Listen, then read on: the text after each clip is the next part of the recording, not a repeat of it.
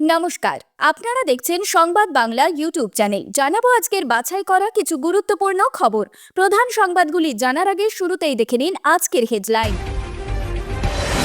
বিরাট সুখবর, আজ থেকেই বাংলার আবাসের বাড়ি প্রকল্পের প্রথম কিস্তির টাকা দেওয়া শুরু। নবান্নে আনুষ্ঠানিক সূচনায় মমতা।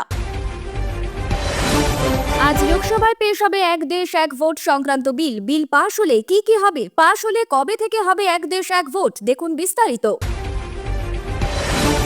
এবার আর কথা বলবেন না নেতারা, নজরে 26-এর ভোট, তার আগেই বিরাট পরিকল্পনা বামেদের তৈরি নীল নকশা। সাত সকালে কলকাতার একাধিক জায়গায় ইডির হানা, ব্যবসায়ীর বিরুদ্ধে আর্থিক প্রতারণার অভিযোগ। মেশিন রয়েছে টেকনিশিয়ানও, তবুও 2 বছর ধরে বন্ধ হাসপাতালে রোগীদের এক্স-রে, জানেন কেন? বাংলা ক্ষুদ্র শিল্পে দেশে 1 নম্বর, ধানের উৎপাদনেও শীর্ষে, বললেন মন্ত্রী। হঠাৎ পাল্টি, আজ থেকে হু হু করে বাড়বে তাপমাত্রা, এক নজরে রইল বাংলার আবহাওয়ার খবর। খবরের শুরুতেই কিছু গুরুত্বপূর্ণ সূচনা। প্রিয় দর্শক, আপনি যদি আমাদের চ্যানেলে নতুন হয়ে থাকেন তাহলে চ্যানেলটিকে সাবস্ক্রাইব করে পাশে থাকা বেল আইকনটি ক্লিক করে রাখুন পরবর্তী খবরের আপডেটগুলো সবার প্রথমে পেতে। বাংলার বাড়ি গ্রামীণ আবাস প্রকল্পের টাকা প্রদানের আনুষ্ঠানিক সূচনা করবেন মুখ্যমন্ত্রী মমতা বন্দ্যোপাধ্যায়। বিকেল 4:45 নবান্ন সভাঘরে প্রকল্পের প্রথম কিস্তির 60,000 টাকা অনুদান দেওয়া হবে। বাংলা আবাস যোজনায় নথিভুক্ত 12 লক্ষ পরিবারকে 1,20,000 টাকা করে দেবে রাজ্য। প্রথম ধাপে 60,000 টাকা ঢুকবে এদিন। রাজ্য সরকারের পঞ্চায়েত ও গ্রামোন্নয়ন দপ্তরের তরফে জানানো হয়েছে, প্রথম কিস্তির 60,000 টাকা উপভোক্তার ব্যাংক অথবা পোস্ট অফিসের অ্যাকাউন্টে সরাসরি ঢুকে যাবে। মঙ্গলবার বিকেলে অনুষ্ঠানের সূচনার সঙ্গে সঙ্গে অ্যাকাউন্টে টাকা পাঠানো শুরু করে দেবে রাজ্য সরকার। বুধবারের মধ্যে তা পুরোদমে শুরু হয়ে যাবে বলে জানা গিয়েছে। বাংলা আবাস যোজনার প্রথম কিস্তিতে দেওয়া হবে 60,000 টাকা, এরপর দ্বিতীয় কিস্তিতে 40,000 ও শেষ কিস্তিতে 20,000 টাকা করে দেওয়া হবে। মোট 1,20,000 টাকা করে দেওয়া হবে প্রত্যেক পরিবারকে। 30 ডিসেম্বরের মধ্যে মোট 12 লক্ষ উপভোক্তার অ্যাকাউন্টে সরাসরি ঢুকে যাবে টাকা। নতুন সমীক্ষা অনুযায়ী তৈরি চূড়ান্ত তালিকায় যাদের নাম রয়েছে তারাই বাড়ি তৈরির টাকা পাবেন। দারিদ্র্য সীমার নিচে বসবাসকারী পরিবারদের, যারা গৃহহীন কিংবা কাঁচা মাটির বাড়িতে বসবাস করেন, তাদের পাকা বাড়ি তৈরির জন্য বাংলা আবাস যোজনার মাধ্যমে আর্থিক সাহায্য প্রদান করা হয়। বর্তমানে 1,20,000 ও 1,30,000 টাকা করে দেওয়া শুরু হয়েছে। এছাড়াও বিভিন্ন সময় বছরভর প্রাকৃতিক দুর্যোগে যাদের বাড়ি ভেঙে গিয়েছে বা ক্ষতিগ্রস্ত হয়েছে তারাও মঙ্গলবার থেকে টাকা পাবেন। প্রধানমন্ত্রী আবাস যোজনায় কেন্দ্র 60% ও রাজ্য 40% অর্থ দিয়ে থাকে, কিন্তু প্রধানমন্ত্রী আবাস যোজনা খাতে বরাদ্দ বন্ধ রয়েছে। তাই বাংলা আবাস যোজনা প্রকল্পে সম্পূর্ণ টাকা রাজ্য দেবে বলে সিদ্ধান্ত নেন মমতা বন্দ্যোপাধ্যায়।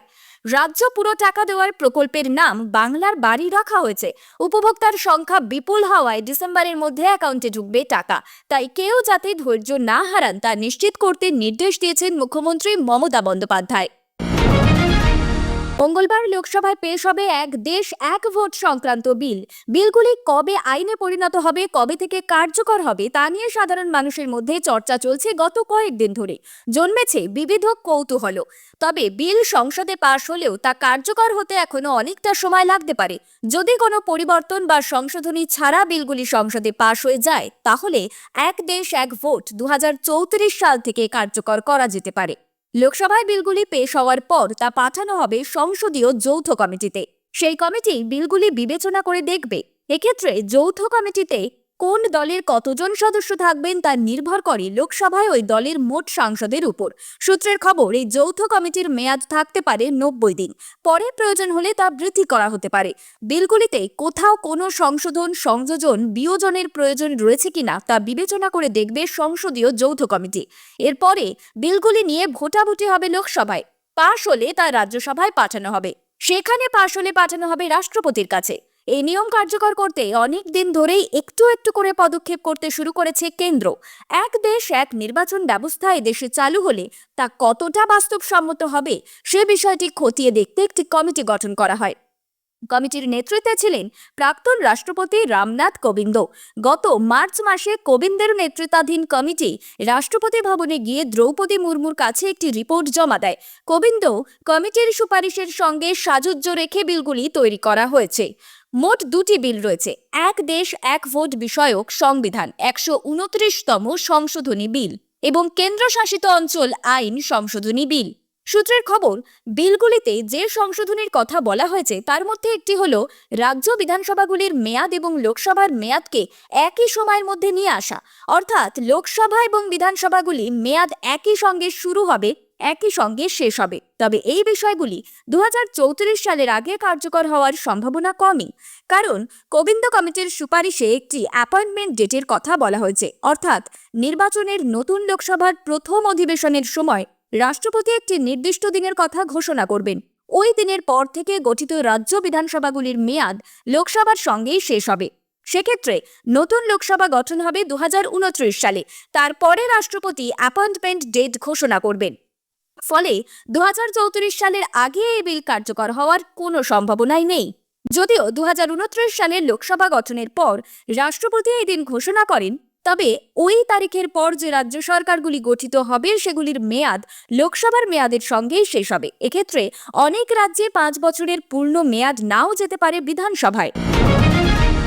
বাংলায় ক্ষমতা হারানোর পর থেকে বারবার ব্যর্থতার মুখোমুখি হয়েছে বামেরা। দ্বিতীয় আর তৃতীয় স্থানের মধ্যে চলছে লড়াই। ঘুরে দাঁড়াতে বারবার নিজেদের ভেঙেছে গড়েছে, বদলেছে স্ট্র্যাটেজি, তারপরেও খুব বেশি লাভ হয়নি। এবার আরও একটা হেভিওয়েট নির্বাচন আসন্ন, 2026-এ রাজ্যে বিধানসভা নির্বাচন। তার আগে আবারও রণকৌশল বদলাতে চাইছে বামেরা। দলের অন্দরে বদল আনতে কি করা হবে তার ছকও কষে ফেলা হয়েছে বলে আলিমুদ্দিন সূত্রে খবর। এবার থেকে শুধুই শুনবেন নেতারা, কথা বলবেন না শীর্ষ নেতৃত্ব। দলের মুখ হিসাবে যারা যে কোনো ইস্যুতে কথা বলেন তারাই এবার থেকে চুপ থাকবেন। পরিকল্পনা অন্তত তেমনটাই। তাহলে কথা বলবেন কারা? সূত্রের খবর, এবার থেকে বলার সুযোগ দেওয়া হবে কর্মীদের। তারা বলবেন আর নেতারা শুনবেন। এভাবেই দলীয় কর্মীদের শিক্ষিত করতে চাইছে সিপিআইএম। দলীয় কর্মীদের মনোনয়ন করতে চাইছে তারা। সূত্রের খবর, নতুন বছরের গোড়া থেকেই সেই পথে হাঁটবে সিপিএম, এমনই সিদ্ধান্ত নিয়েছে দল। শুধু সিদ্ধান্তই নয়, এই বিষয়ে দলের একেবারে তৃণমূল স্তর অর্থাৎ শাখা কমিটি পর্যন্ত সার্কুলার পাঠিয়েছে আলিমুদ্দিন স্ট্রিট, যেখানে বলা হয়েছে দলীয় কর্মীরা এবার থেকে একটি করে বিষয় অর্থাৎ দলের ঠিক করে দেওয়া বিষয় বক্তৃতা করতে হবে। সপ্তাহখানেক বা 10 দিন আগে একটি টপিক দিয়ে দেওয়া হবে বক্তাদের। কেমন হতে পারে সেই টপিক? ধরা যাক, দক্ষিণপন্থী রাজনীতির বারবারন্ত, কোন পথে এগোতে পারে বাম রাজনীতি, অথবা মূল্যবৃদ্ধি নিয়ে কি করণীয় শাসক দলের। সমাজ মাধ্যম বনাম মূলধারার সংবাদ মাধ্যম, পশ্চিমবঙ্গে বিজেপি আদতে তৃণমূলের সুবিধা করে দিচ্ছে, থাকতে পারে এমনই সব টপিক। কর্মীরা ওই টপিকের উপর পড়াশোনা করে, গবেষণা করে, তথ্য জোগাড় করে বক্তৃতার জন্য তৈরি হবেন। তারপরে দলীয় বৈঠকে অর্থাৎ শাখা কমিটি, এরিয়া কমিটি কিংবা জেলা কমিটির বৈঠকে সংশ্লিষ্ট বিষয়ের উপর বক্তৃতা করবেন তারা, যেখানে সংশ্লিষ্ট দলীয় নেতৃত্ব শুনবে। বক্তৃতার জন্য সময় মিলবে 45 মিনিট। দলের অন্দরে চর্চায় উঠে এসেছে যে বহু ভালো ছেলে মেয়ে পার্টি কমরেড হিসাবে রয়েছেন, যারা বিভিন্ন বিষয়ে আগ্রহী, চর্চা করেন, প্রশ্ন করেন, কিন্তু বক্তৃতার সুযোগ পান না। এই পদ্ধতির মাধ্যমে বক্তৃতার যেমন সুযোগ মিলবে, তেমনি দলীয় কর্মীদের মধ্যে পড়াশোনা করা, চর্চা করার আগ্রহ বাড়বে।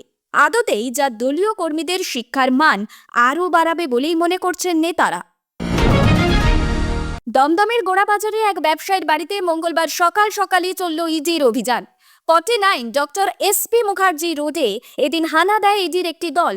ওই ব্যবসায়ীর বিরুদ্ধে আর্থিক প্রতারণার অভিযোগ রয়েছে। ব্যবসায়ীর বিরুদ্ধে রাষ্ট্রায়ত্ত ব্যাংক থেকে মোটা টাকার লোন নিয়ে তা পরিশোধ না করার অভিযোগ। তবে শুরুতেই এদিন ব্যবসায়ী বা তার পরিবারের লোকেদের সঙ্গে যোগাযোগ করতে পারেননি ইডির অফিসাররা। বাড়ির গেটের সামনে এদিন অপেক্ষা করতে হয় ইডির টিমকে। জানা গিয়েছে, ঝাড়খণ্ডের একটি ব্যাংক প্রতারণা মামলায় প্রায় 600 কোটি টাকা তছরূপের ঘটনা ঘটেছিল বলে প্রাথমিকভাবে জানা যাচ্ছে। সেই মামলার পরিপ্রেক্ষিতেই ব্যবসায়ীর বাড়িতে হানা দিয়েছে তদন্তকারীরা। সঙ্গে রয়েছেন মহিলা অফিসাররাও। দমদমের পাশাপাশি বালিগঞ্জের ম্যান্ডেভিলে গার্ডেনেও ব্যবসায়ীর বাড়িতে এনফোর্সমেন্ট ডিরেক্টরেটের অভিযান চালালো মঙ্গলবার সকালে। এখানে দুটো গাড়ি আসে ইডির। ব্যাংক কর্তৃপক্ষের অভিযোগের ভিত্তিতেই ইডির অভিযান বলে খবর। হাওড়া, নিউ আলিপুর, বালিগঞ্জ, গোড়াবাজার সহ আরও বেশ কিছু জায়গায় আজ মঙ্গলবার সকাল থেকেই চলল ইডির অভিযান। ওই ব্যবসায়ীর বিরুদ্ধে ভুয়ো কোম্পানি খুলে আর্থিক প্রতারণার অভিযোগ রয়েছে। 22টি কোম্পানির ডিরেক্টর এবং অ্যাডিশনাল ডিরেক্টর ও মেম্বারদের বাড়িতে তল্লাশি চালানো হয়েছে। ইডি সূত্রে খবর, এই 22টি কোম্পানির মধ্যে একাধিক সেল কোম্পানি রয়েছে। সেল কোম্পানির মাধ্যমে অর্থ তছরূপের অভিযোগ রয়েছে সংস্থার ডিরেক্টরের বিরুদ্ধে। বিষয়টি খতিয়ে দেখছে তদন্তকারী আধিকারিকরা। এই আর্থিক প্রতারণার সঙ্গে কোনো প্রভাবশালী যোগ রয়েছে কিনা ব্যবসায়ীর, তাও খতিয়ে দেখছেন ইডির আধিকারিকেরা। বছর দুয়েক আগে এক্সরে মেশিন বিকল হয়ে পড়ে হাসপাতালে। নতুন এক্সরে যন্ত্র বসানো তো দূরের কথা, পুরনো যন্ত্র মেরামতির ব্যাপারেও সেভাবে উদ্যোগ নেয়নি স্বাস্থ্য দপ্তর। ফলে 2 বছর ধরে হাসপাতালে ভর্তি রোগীদের অগত্যা ভরসা করতে হয় বেসরকারি পরিষেবার উপর। বাঁকুড়ার তালজাংরা ব্লকের 9টি গ্রাম পঞ্চায়েত এলাকা তো বটেই, এমনকি পার্শ্ববর্তী ওন্দাস, শিমলাপাল, ইন্দুপুর ও বিষ্ণুপুর ব্লকের একাংশের মানুষ স্বাস্থ্যের ব্যাপারে নির্ভরশীল তালজাংরা গ্রামীণ হাসপাতালের উপর। হাসপাতালের আউটডোর পরিষেবার পাশাপাশি রয়েছে ইনডোর পরিষেবাও। চিকিৎসার প্রয়োজনে হামেশাই রোগীদের এক্সরে করানোর প্রয়োজন পড়ে।